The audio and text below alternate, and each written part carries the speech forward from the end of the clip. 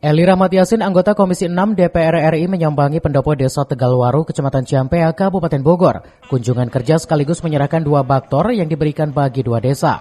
Baktor akan dimanfaatkan sesuai dengan kebutuhan desa masing-masing.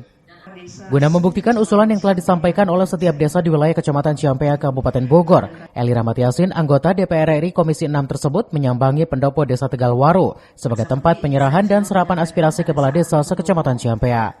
Kedatangan bersama Wakil Ketua DPRD Kabupaten Bogor M. Romli disambut camat dan PAC Partai Persatuan Pembangunan. Dalam kunjungan kerja ini menyerahkan baktor bagi 2 desa di Kecamatan Ciampea, yaitu Desa Tegalwaru dan Desa Bojong Rangkas.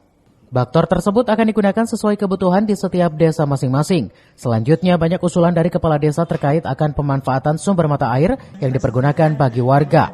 Pembangunan sarana sumber air bersih umum bagi warga. Sebenarnya begini, kaitan dengan motor yang diberikan oleh Ibu Ade Rahmat Yasin ini untuk mengangkut sampah, rencana akan kami berikan nanti ke RT mana yang siap untuk menerima dan untuk merawat motor ini untuk dipergunakan untuk mengangkut sampah di wilayahnya masing-masing. Selama ini sangat dibutuhkan Pak untuk pasti itu sangat dibutuhkan, sehingga kami meminta kepada beliau. Mendapatkan motor Fiat dari anggota Dewan RI Bu Eli Yasin. Mudah-mudahan kendaraan ini berguna terpakai oleh Desa Tegalwaru.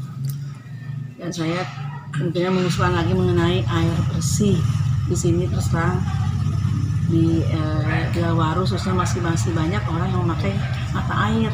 Karena kan belum ada pump di sini mah. Kalau sumur sama ini pancuran ya, kalau bahasa itu pancuran. Di kebun-kebun bambu. Ada di sebelah RW 2 sana meliputi RT 45, ada suatu mata air itu sangat berguna sekali, apalagi musim kemarau tuh masyarakat berlindung ke bawah, jauh ke bawah, tapi tuh nggak berhenti mata air. Lalu saya usulkan tadi ke Ibu, mudah-mudahan terrealisasi ya.